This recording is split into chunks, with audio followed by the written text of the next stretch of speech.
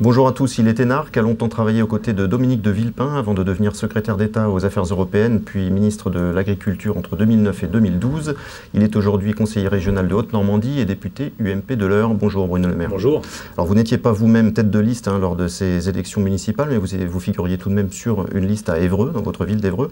Quelles sont les tendances de ce premier tour dans votre région? Est-ce qu'elles confirment celles qu'on a pu observer au niveau du pays tout entier? Oui, on a de bons résultats. Moi, je n'étais pas tête de liste parce que je suis opposé au cumul des mandats. Mon mandat de député m'occupe pleinement. Mais à Évreux, notre candidat, Guy Lefranc, arrive largement en tête, près de 10 points devant le maire socialiste sortant. Donc c'est la preuve que la ville d'Évreux, que les Évreuyciens veulent une alternance. Maintenant, la victoire est à portée de main, mais il faut se battre, parce que nous sommes en triangulaire avec le Front National, qui a dépassé les 10 points.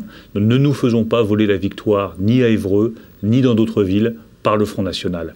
Et je voudrais que chacun comprenne que mettre un bulletin dans l'urne pour le Front National, c'est mettre un bulletin dans l'urne pour les socialistes. Donc une situation locale qui reflète assez fidèlement ce qui s'est passé au niveau du pays tout entier. Pour rester sur le Front National, ce qu'on voit bien à l'issue de ce premier tour, c'est qu'on est au-delà du vote sanction. On sent bien que le vote Front National est en train de s'enraciner dans le pays, et plus seulement dans le sud-est du pays. Face à cette situation, comment réagir? Faut-il changer de stratégie au sein de l'UMP?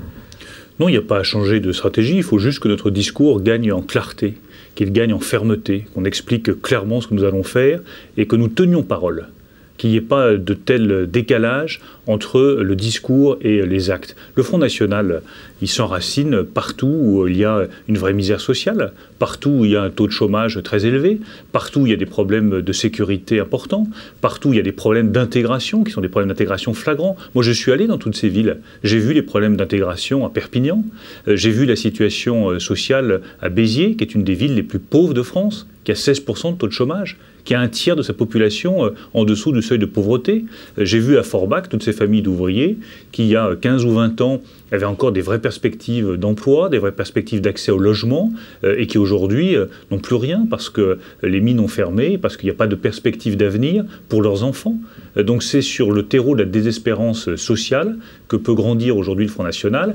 À nous, à droite, d'entendre ce message, et de l'entendre clairement, et d'arriver avec des propositions fortes, de tenir parole, et de pratiquer un peu autrement la politique si on veut convaincre tous ces électeurs. A posteriori, est-ce que cette poussée spectaculaire du Front National n'invalide pas la stratégie qui a été menée par Nicolas Sarkozy, qui consiste à droitiser le discours en espérant retenir des électeurs? Cette stratégie-là, visiblement, a échoué. Ça n'empêche pas le Front National de prospérer.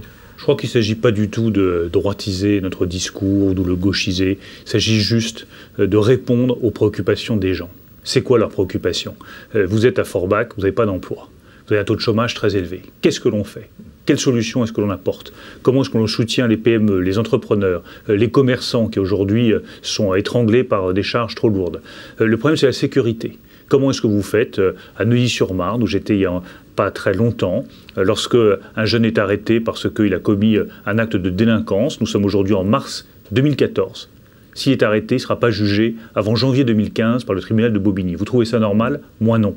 Quelles propositions nous avons pour améliorer la chaîne pénale? Quelles propositions nous avons pour renouveler un peu notre pratique politique, pour mettre fin à toutes ces prébendes, à une caste politique qui ne correspond plus à ce que souhaitent nos concitoyens? Moi, j'ai fait des propositions pour ça: limiter le nombre d'élus locaux, ramener le nombre de députés à 400, obliger les hauts fonctionnaires à démissionner quand ils font de la politique. Vous avez rappelé que j'étais énarque? Oui, mais je suis un énarque qui a démissionné, qui a coupé avec la haute fonction publique pour être libre. C'est tout ça qu'il faut porter. Si nous n'avons pas un discours neuf, des pratiques neuves, et surtout un discours fort, avec des actes forts, là, le Front National continuera à prospérer.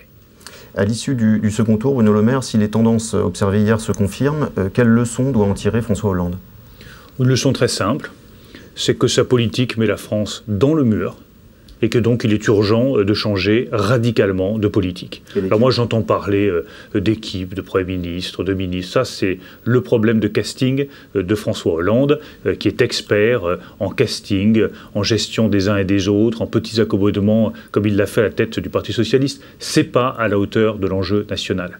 La réalité de la France, c'est que nous avons un pays aujourd'hui où beaucoup de gens se donnent un mal fou, mais dans des conditions extraordinairement difficiles, parce que la politique qui est menée n'est pas la bonne. Que François Hollande tire les leçons de ce désaveu cinglant et personnel qu'il vient de connaître à l'occasion des élections municipales, et qu'il change radicalement de politique. Je crois qu'il n'y a pas d'autre message à lui faire passer.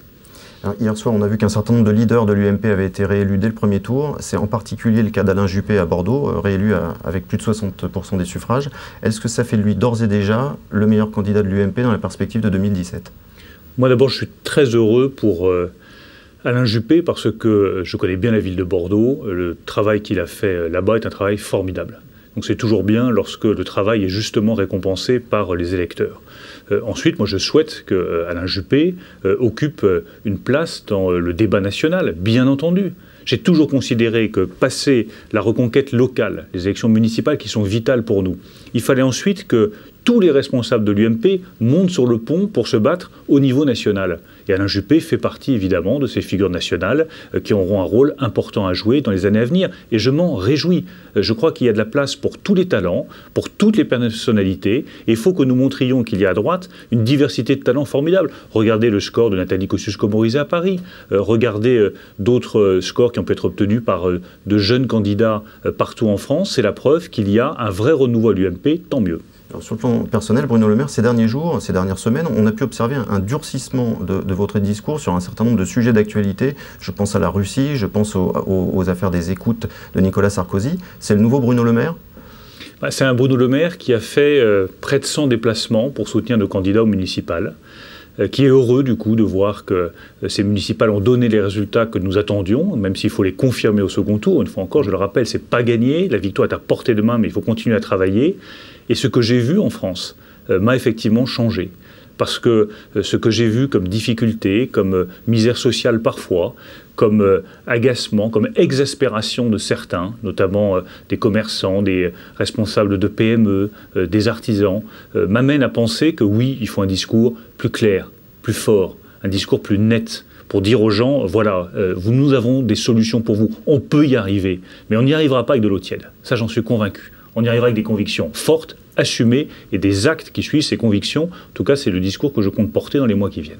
Merci beaucoup, Bruno Le Maire, à bientôt.